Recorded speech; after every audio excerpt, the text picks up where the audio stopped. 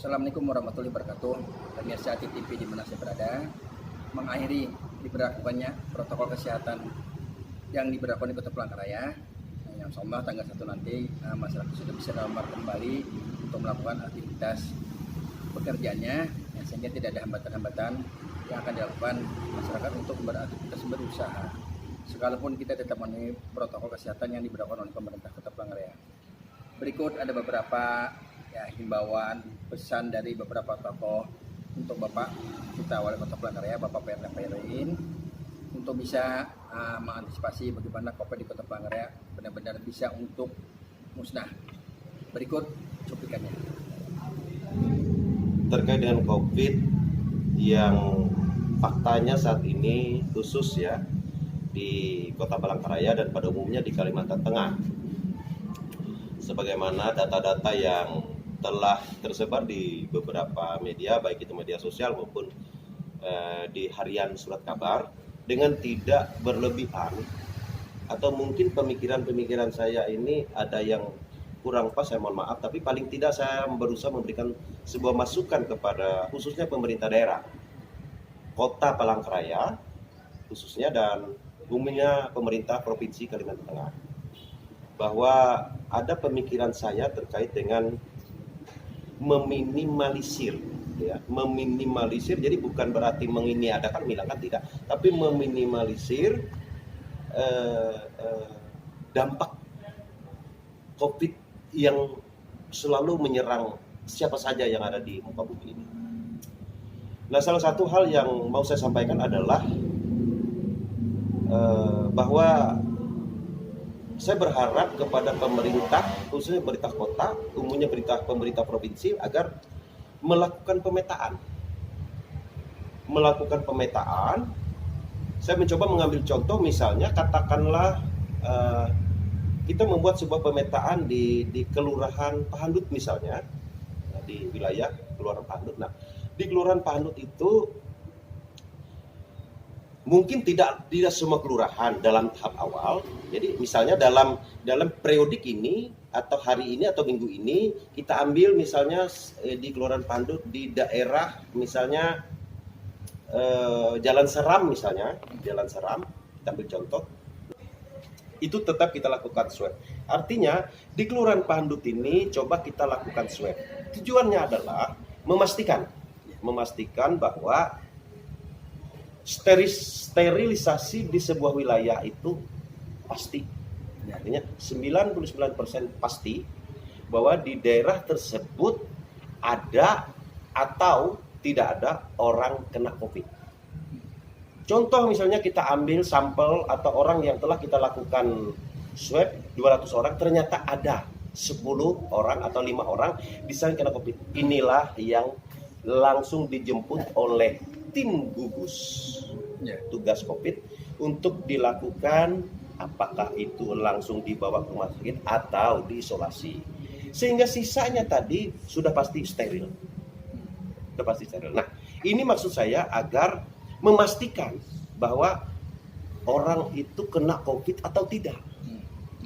Nah, sehingga penyebarannya pasti. Artinya orang yang memang katakanlah namanya Udin, Anang, Baduk, ini tidak kena, ya aman-aman saja dia. Aman-aman, itu satu. Kedua lagi, apa pentingnya kita melakukan hal tersebut? Apa pentingnya? Di luar yang saya katakan tadi adalah ini memastikan orang kena COVID atau tidak. Nah, tujuannya adalah setidaknya setelah orang dilakukan swab, maka orang itu akan menerima atau diberikan surat bahwa seseorang ini telah dilakukan swab dan orang ini tidak kena COVID. Ya, sudah pasti. Nah, sehingga dia dalam beraktivitas, contoh dalam beraktivitas berdagang, berjualan, orang atau pembeli ini aman kok ke toko ini, karena orang yang berjaga di toko ini tadi, katakanlah seperti itu, dia sudah dilakukan swab, sehingga orang tidak ada keraguan-raguan. Nah, ini juga terkait dengan peningkatan perekonomian jual beli antara masyarakat atau konsumen dengan penjual atau pembeli dengan penjual, seperti itu. Nah, inilah yang berharap dilakukan oleh pemerintah provinsi umumnya, pemerintah kota khususnya melakukan di Kota Palangkaraya. Nah, ini bertahap nanti di Kelurahan Pahandut, nanti di Kelurahan Langkai, nanti di Kelurahan Jekan Raya dan seterusnya. Nah, ini berjalan sehingga terukur siapa yang kena COVID dan siapa yang tidak.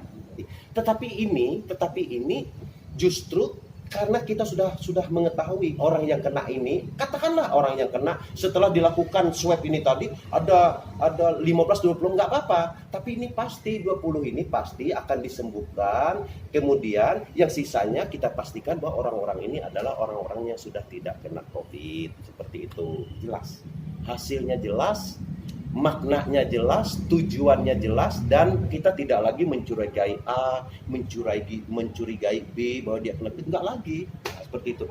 Itulah Pak Abangda ya, Pak Hamli atau Abangda Hamli, hal-hal sementara yang bisa saya sampaikan seperti itu sebagai masukan dengan tidak berlebihan, tidak mengurangi rasa hormat pemerintah Kota Palangkaraya dan pemerintah provinsi. Ini hanya sekedar masukan saja. Insya Allah ini bisa diterima atau ini setidaknya menjadi bahan diskusi petinggi Kalteng.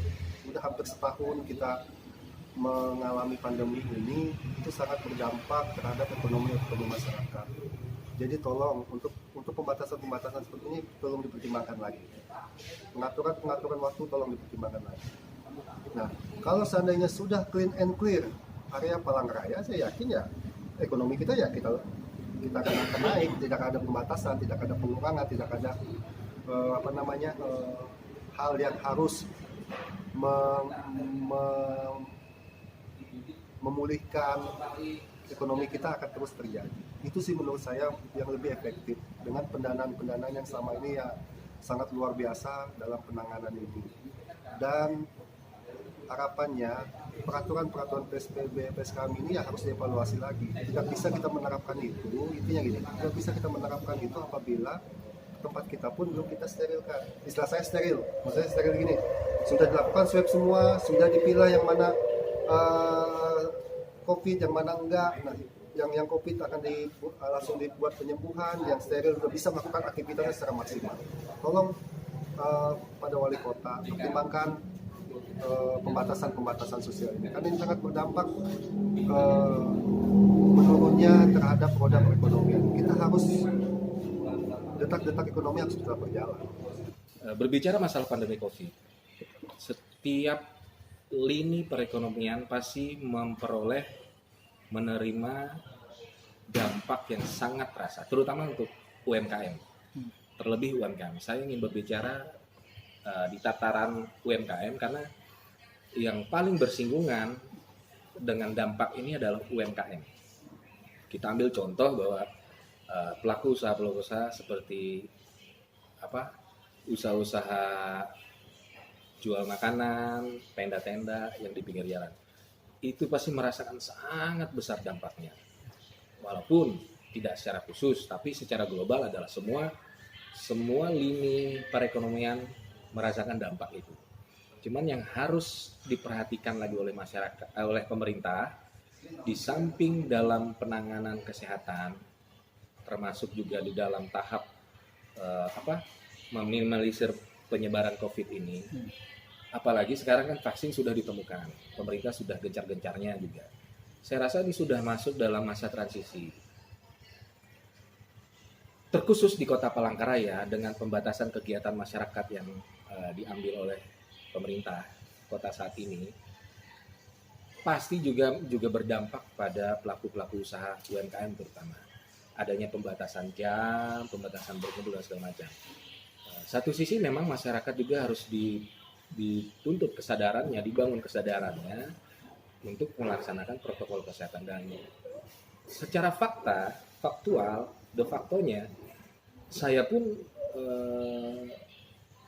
bergumul di tengah masyarakat, di mana saya ketika masuk ke dalam UMKM tertentu, kita ingin makan, itu protokol kesehatan sudah dilaksanakan. Yang jadi permasalahan adalah pembatasan jam.